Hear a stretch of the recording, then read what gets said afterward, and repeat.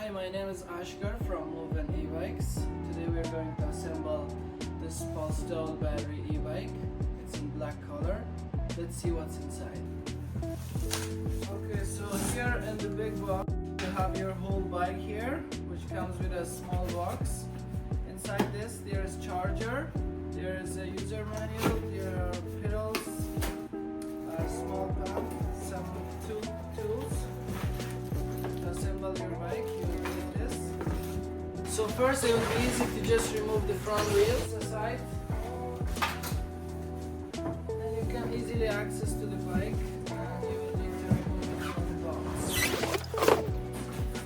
And then you need to put on a stand if you have. If not, you can just start removing all the packaging and you can assemble right here.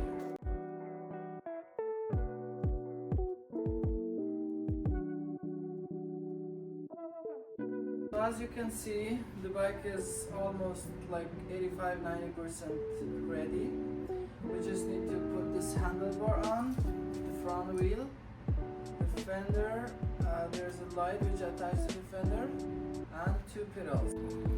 When you're tightening these screws, make sure you do it like one by one. You can do it like X shape. In that way you will not put too much effort on one screw and less effort on others. You're going to distribute the tightness on all 4 screws. Make sure this handlebar is straight, the same way like fork, so it should be aligned with the fork's straightness. Once you tight all these screws, make sure they are very tight so it doesn't move.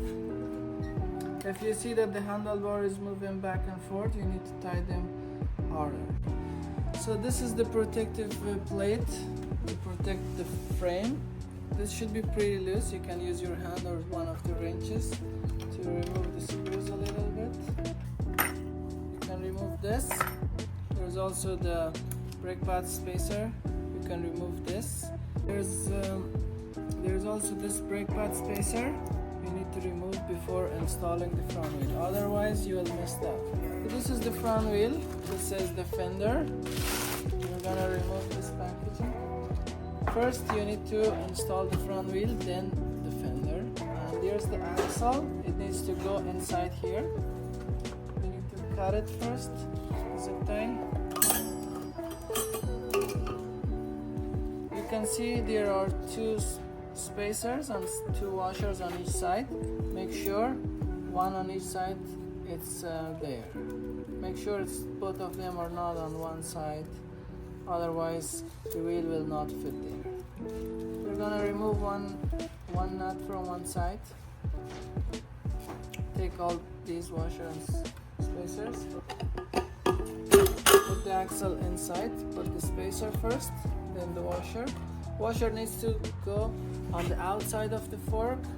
We're gonna just for now put it like that. Make sure the fork goes in here between the washer and the spacer.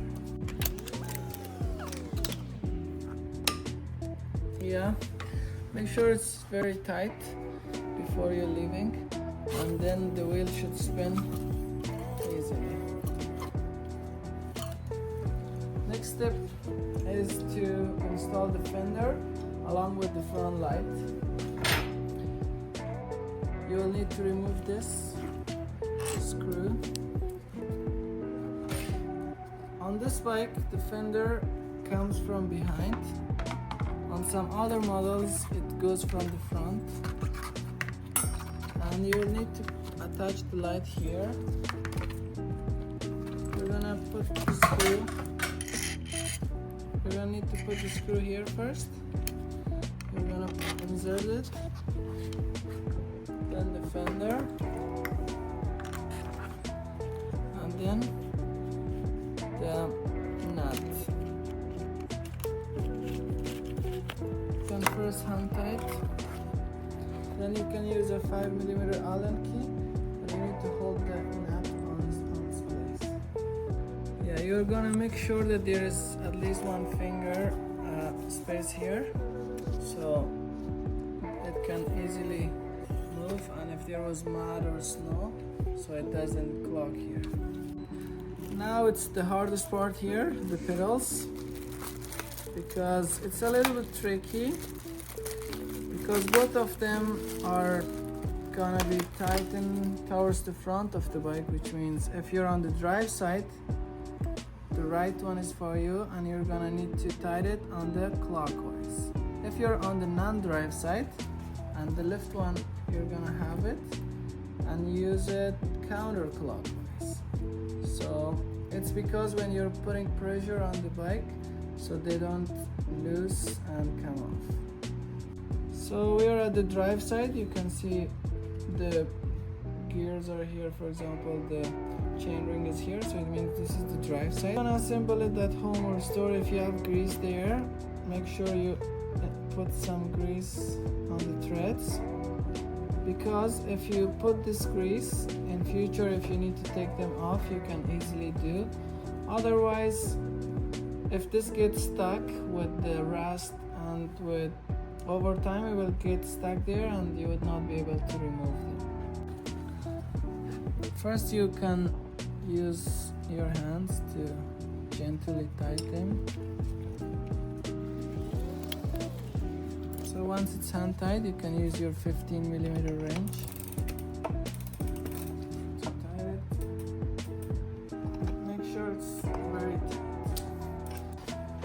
Now we're on the non-drive side, and this is the left side pedal. It says L here, and we're gonna need to, it has a sign, so it says we have to tighten it this way.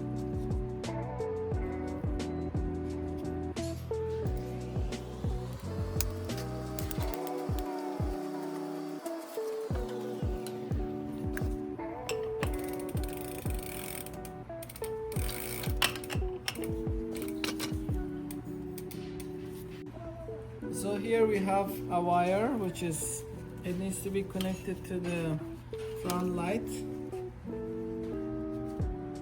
Make sure this pins are going to its right place. There is like a little bit edge. You need to match that. Yeah. And your bike is assembled. Before using it, we need to put some air in the tires. It comes with a small air pump. You can use this air pump. So if you have a bigger air pump at home, make sure to inflate this up to 30 psi.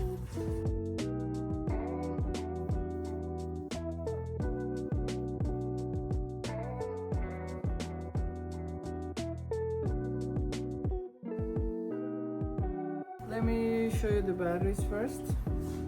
You need to cut these zip ties.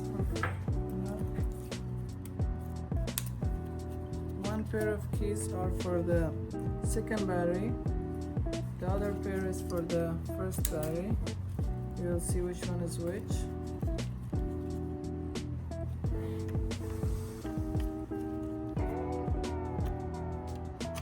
So this is for here.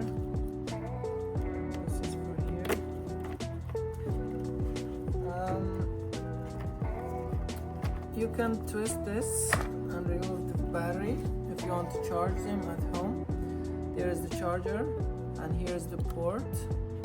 And the port has a very unique shape. Make sure that you're gonna install it properly.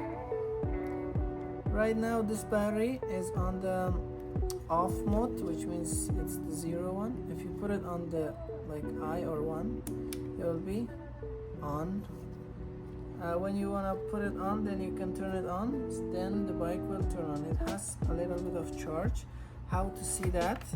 You can press this button. It will show how much charge it has. Make sure this is locked all the time. You don't need to have the key always here to turn it on. You just need it to remove and install the. You're gonna open this. It will pop a little bit. Then twist the lever, then you can remove it actually. And to see if it has charge or not, you're gonna press this button. Right now it has 0 charge, but if it has full charge, all of these bars will go green. So when you want to install it, make sure first it's a little bit in, then you need to press it harder and it do the click, means like now it's installed. Okay, so here's your charger. Comes in 2 pieces. Here's the wire and the actual charger. So this side will attach to the charger, and the other side it can go to an outlet. We can put here. We don't recommend to use a multi-port extension cord. If you have like a straightforward to the wall, that would be great. If not, then you can use that. So you can see the charger is on. To be safer, first you can plug here, then you can plug this charger to the outlet.